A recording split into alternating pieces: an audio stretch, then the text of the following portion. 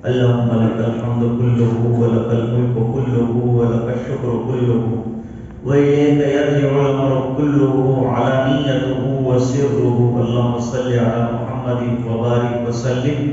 ربنا آتنا في الدنيا حسنة وفي الآخرة حسنة وقنا عذاب النار وقنا عذاب القبر وقنا عذاب الحشر وقنا عذاب الفقر وقنا عذاب الدين واحشرنا يوم القيامة مع الأبرار. ربنا لا تزغ قلوبنا بعد إذ هديتنا وهب لنا من لدنك رحمة إنك أنت الوهاب. ربنا إنك جامع الناس ليوم لا ريب فيه إن الله لا يخلف الميعاد. ربنا اغفر لنا ذنوبنا وإسرافنا في أمرنا وثبت أقدامنا وانصرنا على القوم الكافرين. اللهم نور قلوبنا بنور القرآن وزين أخلاقنا بنور القرآن وادخلنا الجنة بالقرآن ونجنا من النار بالقرآن. اللهم أعنا على تلاوة القرآن وذكرك وشكرك وحسن عبادتك. اللهم وفقنا لما تحب وترضى واجعل آخرتنا خيرا من الأولى.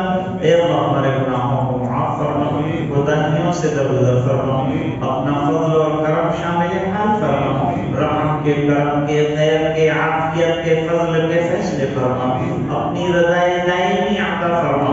اے اللہ جو فتنے اٹھ رہے ہیں ان کو ختم فرما دے. اللہ ان فتنوں کا مقابلہ کرنے کے لیے ہمیں ایمانی قوت عطا فرما. اللہ ہمارے ایمان اور ہمارے عقیدوں کی جڑوں کو مضبوط فرما. اللہ عبادات اور طاعات کا ذوق عطا فرما. اللہ قرآن کریم کے خلاف جو حرزہ سرائی ہو رہی ہے اپنے فضل سے اسے ختم فرما. اور جو علماء اس کا جواب دے رہے ہیں، راسخین جواب دے رہے ہیں، ان کے جوابوں میں طاقت پیدا فرما. اللہ قرآن کریم تو تیری کتاب ہے، تو نے اس کی حفاظت کا وعدہ کیا ہے، تو ہی حفاظت کرے گا. بندے کیا کریں گے؟ اے اللہ جو کر رہے ہیں الٹی الٹی باتیں ان کے دماغ کو سیدھا کر دے. اور اے اللہ اپنی طرف سے انتقامی کارروائیاں ایسے ظالموں کے ساتھ فرما دے. ہم کو قرآن کریم کی تفسیر اور قرآن کریم کے مضامین کی سمجھ عطا فرما، تلاوت عطا فرما، اس پر عمل درآمد نصیب فرما. اے اللہ ہماری اس مجلس کو اپنے فضل و کرم حبیب پاک صلی اللہ علیہ وسلم کی برکت سے قبول فرما. برحمتک یا ارحم